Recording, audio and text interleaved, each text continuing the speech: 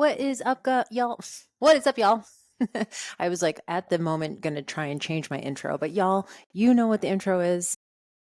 What's up, y'all? Welcome to another episode of FitBizU. I'm your host, Jill Coleman, and today we are going to talk about how to stand out online. And we're going to talk about some more mindset-y, or should I say, soft skills today, because I feel like there's massive opportunity. And I know you guys, we usually talk strategy on the show, and we usually talk about like, do this, make it look like this, do this at this time. Here's the strategy to do it. Here's this, whatever.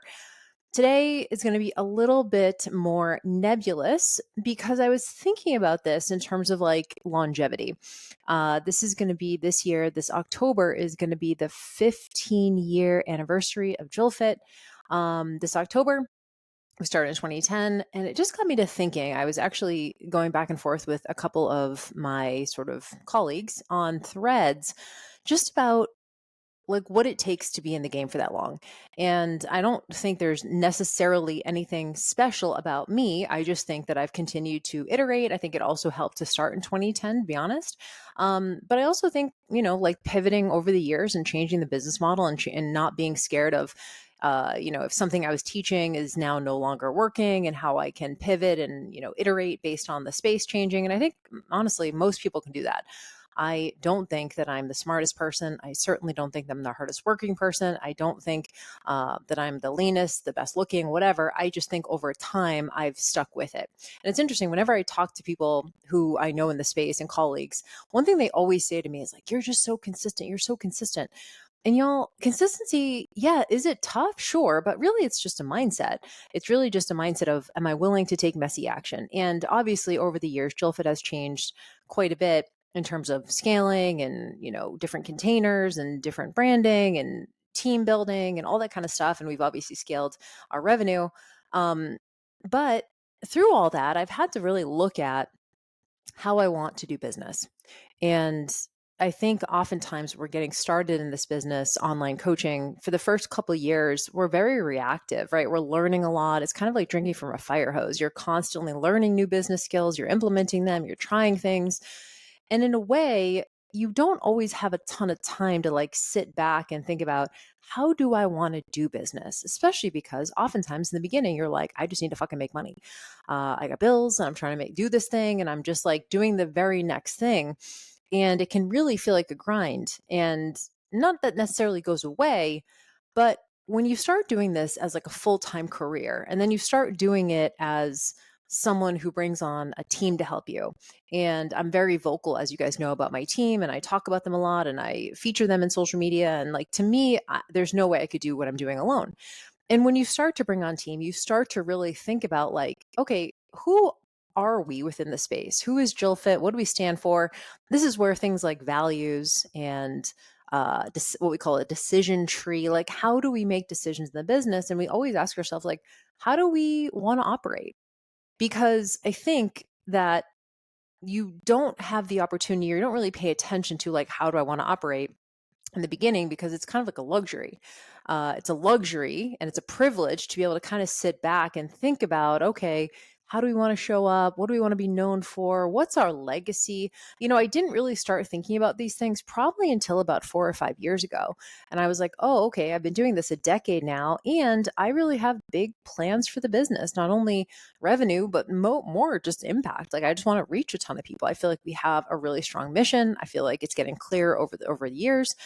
And when you start to have those conversations, you start to really think about, okay, can I be proud of the work that I'm doing? And for me, that really has gotten me to the point of having this conversation, because I said this maybe a couple of episodes ago around, kind of your values and sort of being a good person. I use the example of, what I feel proud if my correspondence in my DMs ever went on the front page of the New York Times, or if someone had recorded a correspondence and taken a screenshot of going back and forth with me and they posted it publicly, like, would I be okay with that?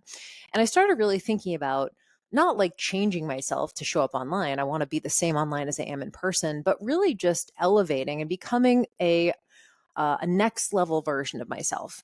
And I think that especially when you have a team or you're just leading your clients, they're always looking to you as an example, whether they know that or not, or whether you know that or not. I mean, maybe you don't like the term influencer, but if you even have a small audience online, you are an influencer because you have influence. And so I started really taking that a lot more seriously a few years ago. And I was like, okay, like I want to be able to sleep at night. And, we're taking people's money. We take a lot of people's money at Jill Fit. I want to make sure that I'm doing right by them. And it's hard. I think people who maybe are more religious, or you have some sort of like guidebook or something that you're like kind of a plan of how you live your life. And I think for folks like me who are not religious, it's important to have some kind of honor code or some kind of code of ethics of how you operate in the world so that you can sleep at night and you know that you did right by as many people as you possibly could. Now, I can only ever take care of my side of the street, right? I never can control how I'm being perceived. I mean, I try to do the right thing. I try to show up with integrity to my clients. I try to be honest with people. I try to give people time. Try to not make people feel like a number. I don't always hit the mark, of course. But I wanted to do an episode on these sort of soft skills that I truly believe can make you stand out in the space. Not only stand out in the larger space, but also be proud of who you are, the business that you're running, and you feel completely confident that you're doing right by your clients, and you're doing right by your team, and you're doing right by your followers. And there's this term that Keith, my fiance, uses at work. He's a fireman paramedic. And when you're a firefighter, you stay overnight at the fire station. And so he works 24-hour shifts. He goes in at 7 a.m. and then he gets off the next morning at 7 a.m. And he had a captain when he was just on probation, when he was getting started. He started about 10 years ago, that told him the hardest part of the job is actually getting along with the other people in these four walls. Because if you think about it, you're like six people on a department team or whatever, and they have to live together, they have to be together. They can't even go to the grocery store alone, right? They have to go together all the time, because if they get a call, they got to go. And so they eat together, they clean together, they watch movies together, they make dinner together, they clean up after dinner together, right? They do everything together. When you are part of a crew like that, you have to look out for each other. It's very like team oriented. And he says that every once in a while, you'll get a guy on the job who is just all about himself. They call it IGMers.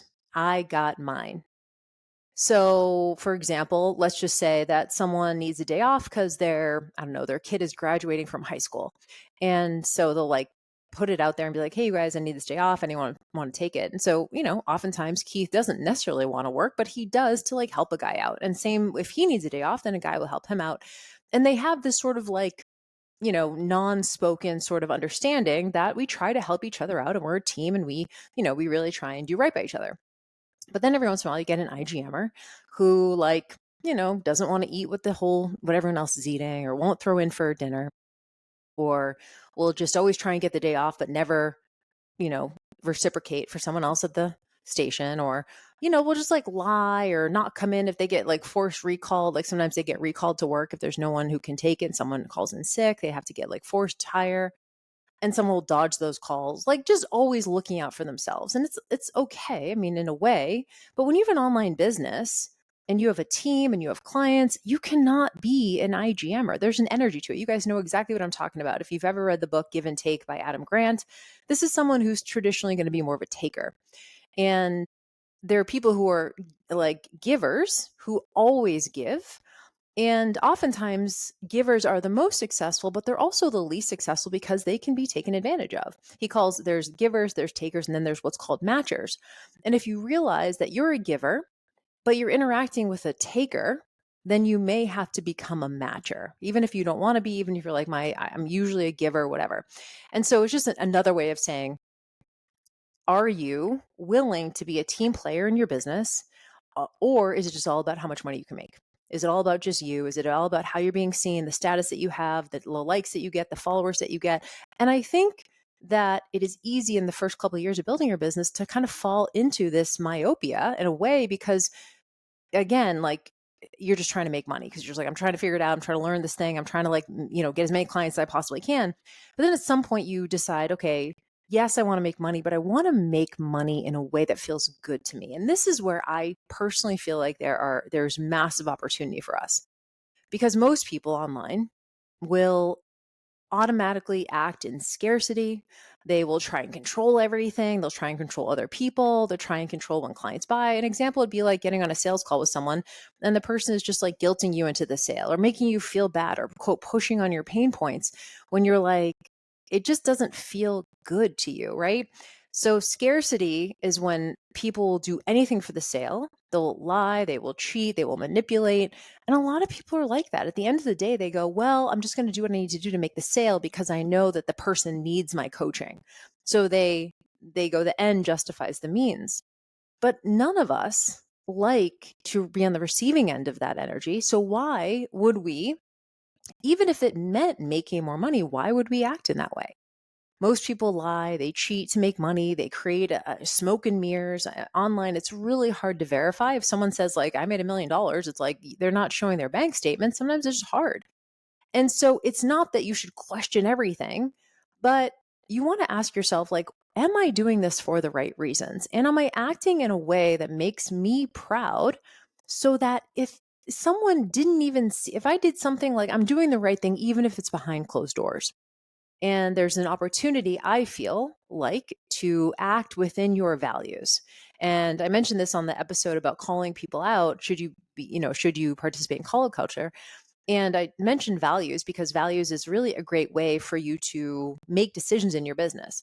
So I feel like some of the harder things, these are like principles, right? The principles that you operate by, even when no one is looking.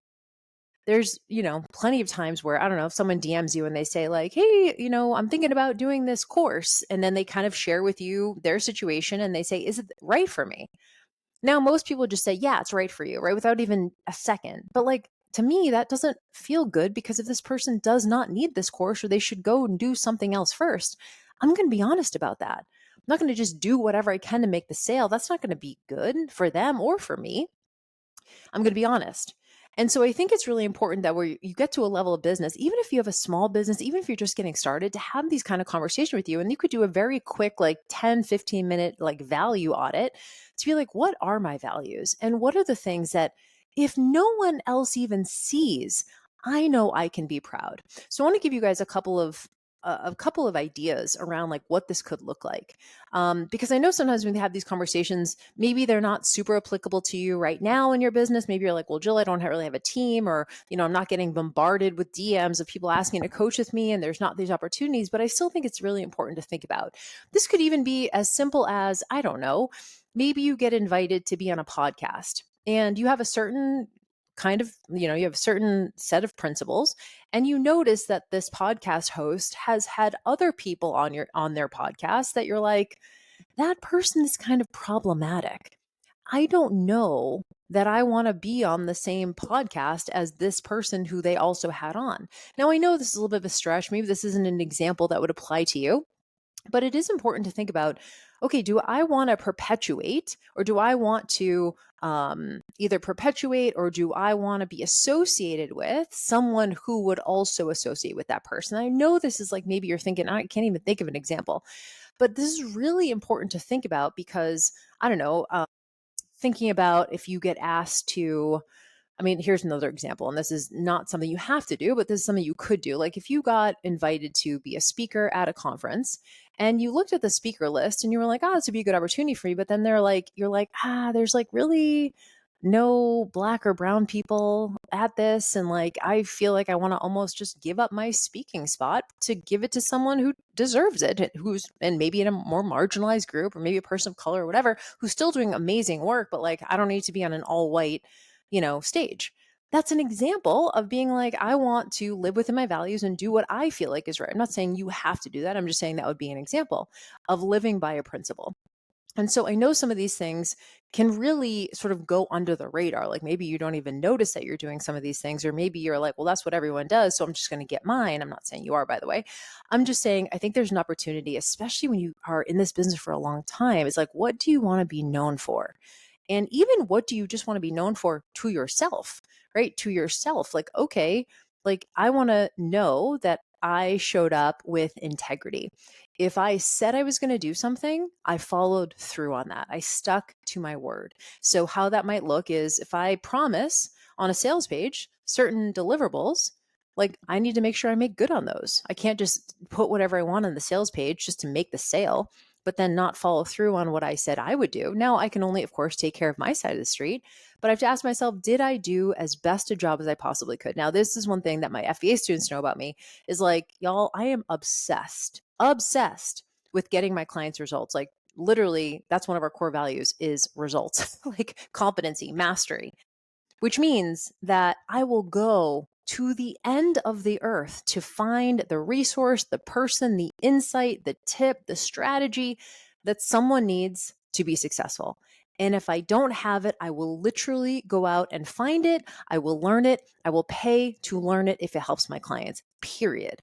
And that's just something for me to know that at the end of the day, like I'm not just sitting here serving up old strategy and being like, well, I don't know, the person didn't do it. I'm like, no, I can lead the, like, I might not be able to lead the horse to water and make them drink, but I can surely make them very thirsty, meaning I can go above and beyond.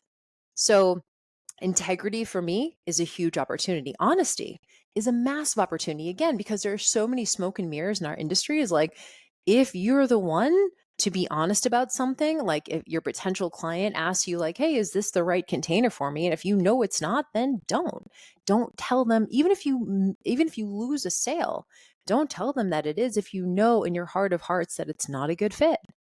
So having and this kind of goes with it, is like being willing to have honest conversations. This is really hard, but this to me is something that most people don't do. Most people avoid, they deflect, they get defensive. So there's an opportunity to have a hard conversation or have an honest conversation with clients, with team members, with your followers, even, right? With partners. I think so many people, especially because there are so many fucking trolls and so many haters online, it's really easy. And I definitely fall into this trap sometimes too. It's really easy to just get snarky, to be defensive. And I'm not saying you should necessarily feed the trolls. I'm just saying there's an opportunity to just get curious or to be the bigger person. And I feel like when you have a business and you are the person, you're the top dog, you're the CEO, you're the owner of the business, you're the personal brand, it is always your opportunity. It is always your job to take the high road, to be the bigger person. Ugh, sometimes I don't want to be, but I do think that it is. Abundance also is a huge one. I feel like there is massive opportunity. Now, I will say the person who I feel like is literally the most abundant in this space is Shantae Cofield, who's the movement maestro, one of my business besties.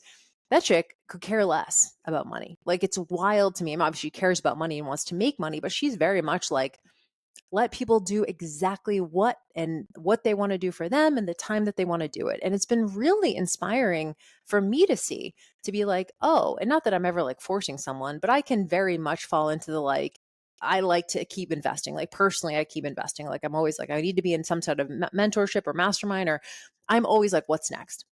And she's very good about like just letting people have their process. And whereas I can sort of fall into like wanting to control, because I'm like, oh my God, I might see a client who's absolutely crushing. And I'm like, dude, like, let's fucking go get in the mastermind. Like, I'll definitely be the one to like push their boundaries a little bit, because I'm just like, I can be that possibility thinker for people. Whereas Shantae is very much like, they're just they're going to make the investment when they're ready. They don't have to ever. Like if you listen to her podcast, she's very like, do what you need to do for you. And I think there's so much power in showing up to all of your sales conversations online, just with massive abundance, trying not to act in scarcity, because as soon as we start acting in scarcity, that's when we try to control everything, right? And I don't know anything that works when it's being squeezed this tight. And so we don't want to control people. We don't want to control our clients. We don't want to try and control the sale, the timing of the sale, guilting people into buying because we're in scarcity about money. And sometimes it can be hard to like see yourself doing that. Like you're just like, well, this is just business, right? I'm trying to make the sale. But yeah, but at what cost are you making the sale? And so I find that when I am operating in abundance, that's when I make more money. It's wild. Whenever I let people do what they need to do for themselves in their timeline and literally just hands off, right? I just like let the chips fall. That is when I tend to have a bigger windfall of cash, because I am in abundance. I'm in the energy of abundance. I'm available to receive because I'm not trying to control what happens in what time period with what people. It's just like, I'm good. and I'm grateful for whatever comes my way. And that's so hard. That's what I mean. Like, this is more of a nebulous conversation because sometimes these examples are a little bit tough. I feel like another opportunity is really taking care of your people and going above and beyond. Yes, deliver what you said you were going to deliver to your clients and to your customers, but is there an opportunity to surprise and delight? We haven't had the capacity to do this until recent years, where like we send gifts and we send welcome cards and we send thank you cards and we send gifts to people and we try to send people gift cards, like just little things to let them know that we're thinking of them. If we see someone in the FBA group who's like just crushing it in there in terms of like engagement and helping other people, we try and send them a little gift to acknowledge them and just say, hey, like we really appreciate how you're showing up. It's really awesome. We know you don't have to do that. So we really try to acknowledge people as much as we possibly can to like just show them acknowledgement. And for a lot of people, that is their love language, is like, okay, even if I'm not getting moment to moment success in my business, am I just feeling appreciated? This goes back to a couple episodes ago to try and not make people feel like a number. It can be really hard because, like I said in that episode, you have your energy is a pie chart, which means it's finite. So in a way, sometimes the more and more clients you have, it can be harder and harder to give everyone personalized attention at all times. But if we can do things like, that's why having a team and having like Sarah, who's the head of customer success and fulfillment at JillFit, she handles a lot of that for us. That's part of her job, is like making people feel seen and recognized and appreciated in customer service. And so I feel like so many people don't have the bandwidth for that, or they just they answer their emails really short. We try and like take some time and really spend it with people who email in with us, to acknowledge them. Even if they just respond with a statement, we try to acknowledge them. So taking care of your people if you can, showing empathy and understanding. This is really important with your clients. I think as coaches, sometimes we can go beyond our scope, meaning because we want the success so much for our clients, and we feel like maybe on some level we feel like we're not doing enough for them because they're not having the success that they want. We can start to internalize that and feel like, oh my God, I need to do more. And when we operate in that place of I'm not good enough, I'm not doing enough, then we push our clients maybe a little too far. We can come off short or impatient, or we can come off like we're really just trying to control them. And I feel like there's a massive opportunity in coaching to show empathy and understanding, meeting people where they are. Maybe it makes me not a great coach, but honestly, like I just reassure people all the time. I'm like, dude, you fucking got this. You got plenty of time. You're not behind. Anything is possible. You have what it takes. It's all right there. Like just follow the thing. You'll be fine. I'm not the kind of coach who's like, you have more in you and like, you can do better than this. Like, that's just not me. Right. Or I'm never going to be that hard ass coach who's like, um, an example would be like, you're making excuses or whatever. Like, it's just never going to be me. I'm never going to like call someone out on making excuses. And maybe you have to do that at some point. For me, I mostly get curious, right? I'll be like, I'll like notice that maybe they're not doing what I believe that they can do. And I might just get curious, be like, I'm just curious. Like, is something going on that you just kind of are feeling a little bit? Is there some insecurity going on? Is there some scarcity happening? Like, tell me a little bit how you're feeling right now. And oftentimes then it comes out to be like, yeah, it's some sort of like, I don't feel good enough to do this, or I feel like I'm not going to make it, or I feel like I don't have what it takes, or whatever.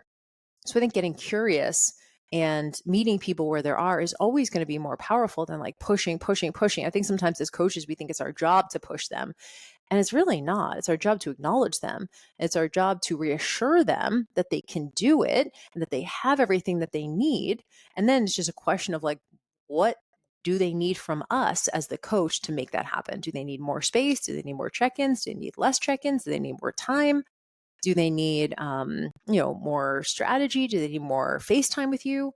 Then it just becomes more about curiosity than about pushing them. But I think sometimes when we start to feel insecure about the way we're doing it, like if a client's not getting results, as coaches, we always take it personally, right? I always say, don't take it personally, but do take it seriously.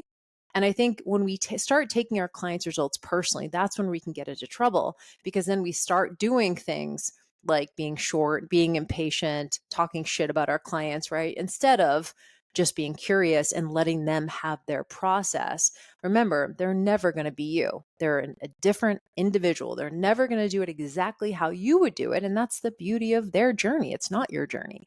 And so if we can separate it and not make it mean that you're not doing a good job, we can just be like, all right, what does this client need right now? Empathy and understanding will always get them a lot further than, calling out excuses and pushing. They're just going to disengage if that's the energy, right? And then lastly, I said it earlier, but this idea of like just losing the sale. I think it's really important that if you notice that if it's not a right fit or this person is not right for this container, that you say that. And you say it in a way that is honest and also, encouraging. Give them somewhere else to go, refer them to someone else, put them in a different program of yours, tell them, that that you're going to be launching this again in 6 months and they can come back to it. That comes back to the abundance conversation. I feel like all of these things are soft skills and more, I hate to use the word mindset, but really, I guess, a perspective on how you want to show up. And the reason why I want to do this episode is because I feel like most people don't operate this way. I think most people, I'm not saying I have it all figured out, by the way, I'm just saying I've taken a lot of time to think about this. I think most people act in scarcity. They try to control everything. They get super anxious. They are only out for themselves. They maybe lie, they cheat, they create a show of smoke and mirrors to look better. They try and chase status. They try and be social climbers. They show up more fake or superficial. They do whatever they need to do to make the sale. And I feel like at the end of the day, all of us want to have a long business. I don't know about you guys, but I'm not out here just trying shit. I'm not out here to like make a windfall of cash and then like go silent. I'm here to have a career for a long time. And I think that you are too. And so I do think that sometimes we have to sit back and stand back and just think to ourselves, how do we want to operate? And what are the things that I stand for? And am I willing to walk the walk, even if it means turning down money? This is what's really tough, y'all, is because sometimes it's just really easy. Someone's like right there, they're 90% sold, and it's a bad fit, but you're like, it's money. Let me just take them on. And look, if you do that every once in a while, it's fine. But I do think that it's important to watch the lessons that come out of maybe some of those behaviors. And I do think that because most people will lie about something or they will try and make themselves look like someone they're not or do whatever they need to do to make the sale, I feel like there's a massive opportunity for folks who are not willing to do that. And if you can share some of this stuff online, like maybe you just do a post on like your values. Here's who you're working with, just so you know when you interact with Jill or the Jill Fit team, this is what you're going to get. And we spend a lot of time at the Jill Fit retreat literally talking about our values and how they show up in the day-to-day business, because that's how important this stuff is. And I know that if I'm not in a Facebook group and my name gets brought up in a Facebook group, I want to make sure that what's being said is good. And not because I'm like, oh, I care so much about, I need to look good. It's more like I want to do good. I want my reputation to precede me in someone who does integrous business and stands by their principles. And so anyway, I know this isn't always the sexiest stuff to talk about. It's certainly not like the most, lucrative funnel and the latest strategy, but I do think that I wanted to take a second to give you guys this insight. I had this because I feel like if you're wondering what can make you stand out online, it's this. And in a space that is becoming more saturated, this is a way to make yourself stand out, because most people won't do this. And so I feel like there's a massive, massive opportunity here, and you get to sleep well at night.